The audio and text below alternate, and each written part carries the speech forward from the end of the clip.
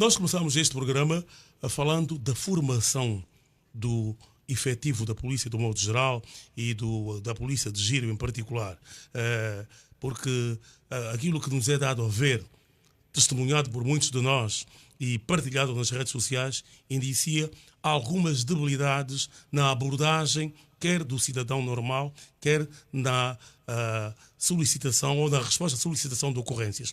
Como é que é este processo de formação dos seus colegas? A sua formação, vemos que estamos diante de um homem com um porte físico atlético, com uma postura respeitável, mas lá na rua, lá no bairro, as coisas não são bem assim.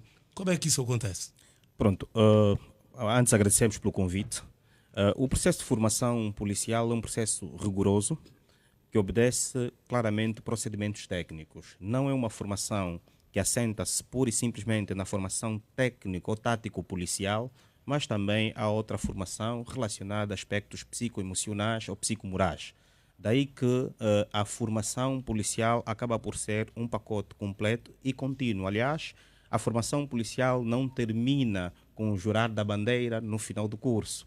Há formação contínua, quer a nível das especialidades, quer também a nível daquelas são as ações estratégicas. Basta ver que a Polícia Nacional, fora do domínio tático policial, tem uma direção de educação patriótica que lida também com os aspectos relacionados aos aspectos psicomorais relacionados aos efetivos. Do ponto de vista tático policial, a formação é contínua, ciclicamente há estes processos de formação. Dali que a resposta policial também obedece protocolos. Mas eu gostava aqui também de provocar a seguinte percepção. Segurança pública é um direito-dever. Se por um lado há o dever da polícia, não é, em garantir a ordem e a segurança, do outro lado também há o dever da comparticipação do próprio cidadão. Aliás, a própria cidadania, a percepção da cidadania, a percepção conceitual, nos coloca ao usufruto de direitos e ao cumprimento de deveres. Mas a questão que lançamos no início do programa é quais são as causas reais. Será que, aos olhos da corporação, aos seus olhos, tem havido um aumento de casos de choques constantes entre a polícia e o cidadão, alguns dos quais com contornos violentos e fins trágicos? Tem esta percepção que há um aumento de casos desta natureza? O que vamos percebendo, na verdade, tem que ver com algum desrespeito às autoridades policiais, porque há que perceber que a missão policial está estabelecida de forma clara na própria Constituição da República, no 209 da O senhor só disse que tem notado o aumento de desrespeito às autoridades policiais. Isso tem estado a aumentar? Isso tem que ver com... Sim, tem estado. E qual é a causa?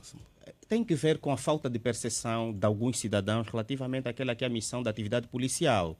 A missão da atividade policial é garantir a ordem e tranquilidade públicas. Quando não se percebe a missão real da Polícia Nacional, acaba o cidadão, em alguns contextos, por enfrentar a polícia quando ela tem a missão de garantir a ordem e tranquilidade públicas. E o último incidente foi um bocadinho disto, da não percepção da missão real da atividade policial. Vamos vendo, sim, algum desrespeito dos cidadãos em relação à atividade policial, em relação à polícia. E isso é perigoso porque a ruptura no relacionamento entre a polícia e o cidadão beneficia os marginais.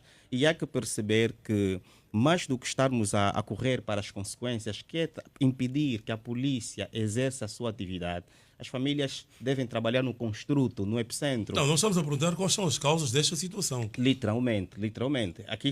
Aqui, por isso é que estamos a levantar o seguinte indicador. O indicador aqui é muitas vezes este posicionamento dos cidadãos também tem que ver com a falta de percepção da nossa missão. Ou seja, o cidadão muitas vezes, por algum desconhecimento da missão da atividade policial, acaba por enfrentar as forças da ordem. A outra questão também tem que ver com o facto de muitos cidadãos entenderem que, partindo para a agressão deslocada, não é a melhor forma de resolverem, quando não é claramente a melhor forma. Acho que o advogado Hermano Gil quer colocar uma questão ao subinspetor.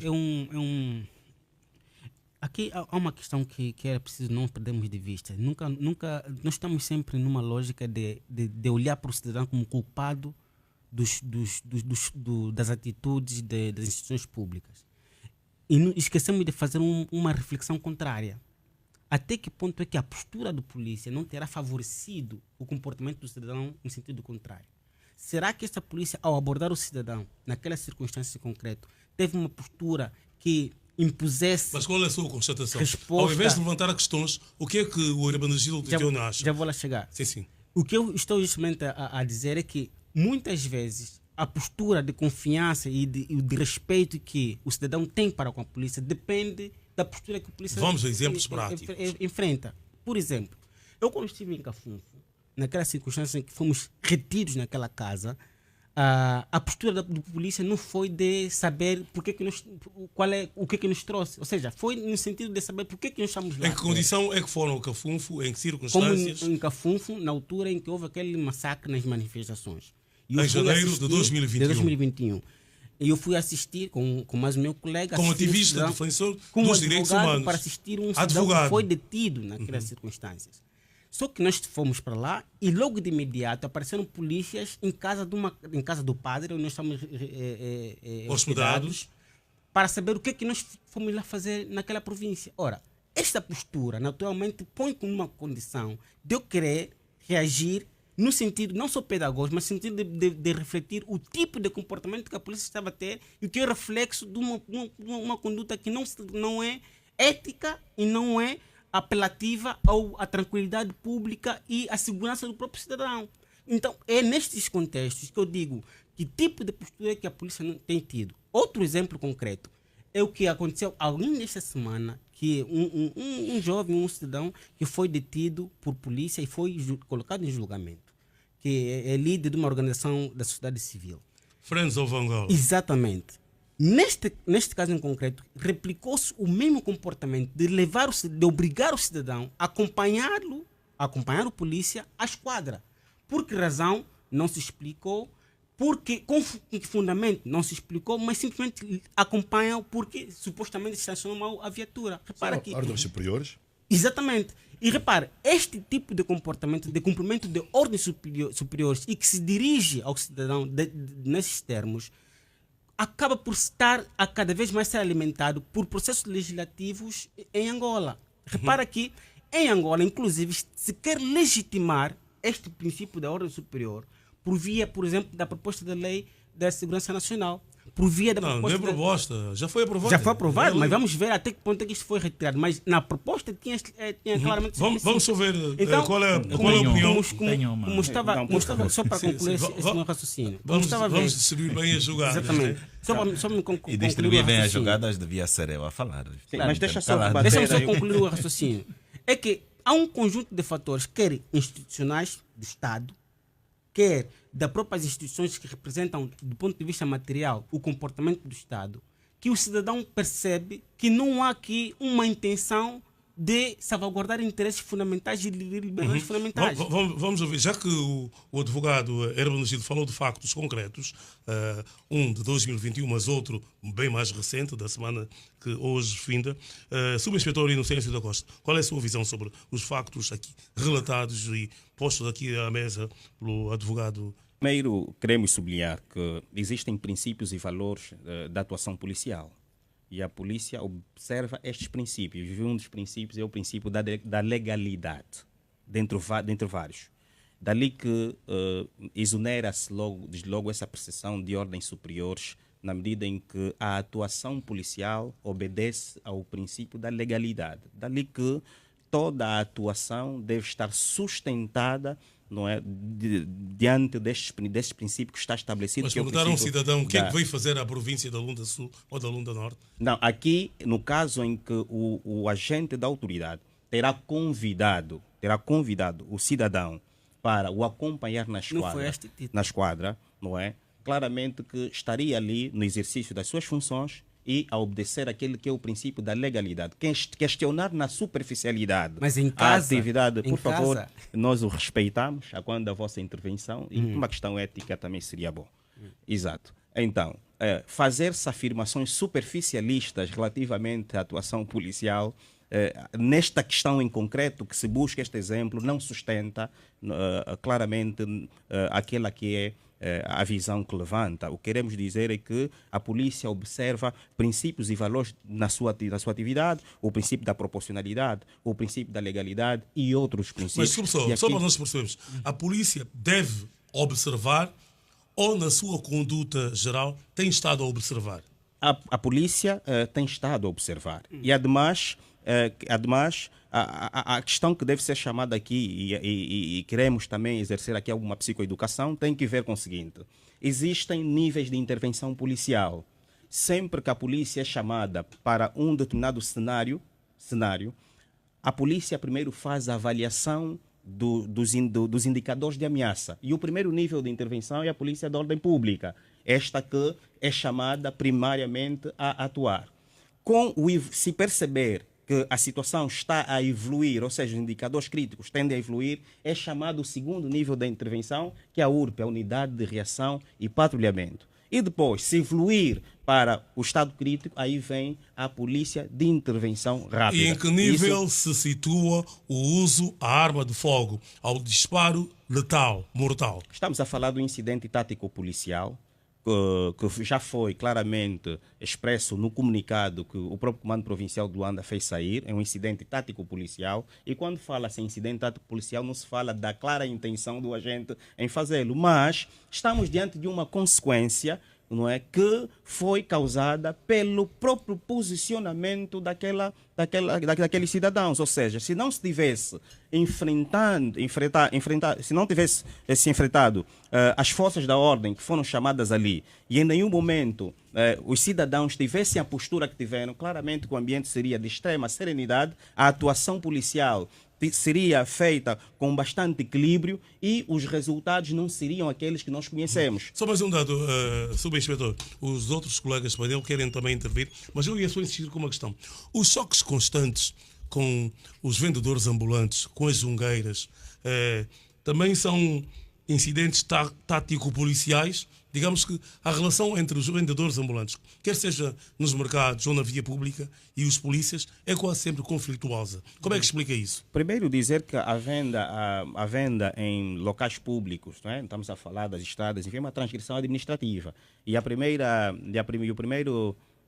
instituição a intervir aí na polícia, estamos a falar da fiscalização. A fiscalização é que é chamada, e depois, não é, se a situação evoluir, aí é que vem a intervenção policial. Estamos a falar de uma transgressão administrativa cuja atuação primária é da fiscalização. E que, havendo ali alguma alteração que exija intervenção policial, a polícia é chamada claramente a repor a ordem. Esta que é a sua principal missão, estabelecida no 209, 210. Caros convidados, só mais uma questão para o subinspetor. Quer dizer que, na sua opinião, na opinião da instituição que representa, não há incidentes causados pela impreparação, pela imperícia dos agentes da Polícia Nacional? Falar-se de imperícia é crítico. Nós queremos falar o seguinte: o que temos estado a constatar é o facto de que o desrespeito que se vai instalando às autoridades policiais faz a que determinados cidadãos tentem enfrentar, não é, o polícia. E neste calor do enfrentamento surgem incidentes táticos policiais. Não que seja intenção clara, não que haja despreparação da formação do agente, não. A questão é que temos que apelar, e aliás, daí a grande missão dos órgãos de comunicação social, trabalharem na consciência dos cidadãos.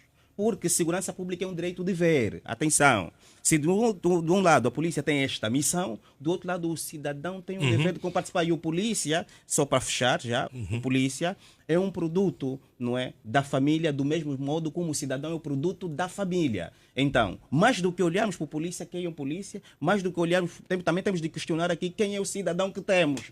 Porque o processo de admissão dos jovens nas escolas, quer no Capolo, quer nos institutos de nível médio e superior, tem sido bem feito? Muito bem feito. Existem protocolos técnicos que têm estado a ser observados, e questionar se esses processos tornam superficial esta apreciação. Queremos dizer que o processo é rigoroso, mas o que nós percebemos, polícia, e é aí onde está a essência, e é aí onde devemos trabalhar, os órgãos de comunicação têm que trabalhar, as famílias, tem que ver, né, no restabelecer do relacionamento entre a polícia e o cidadão.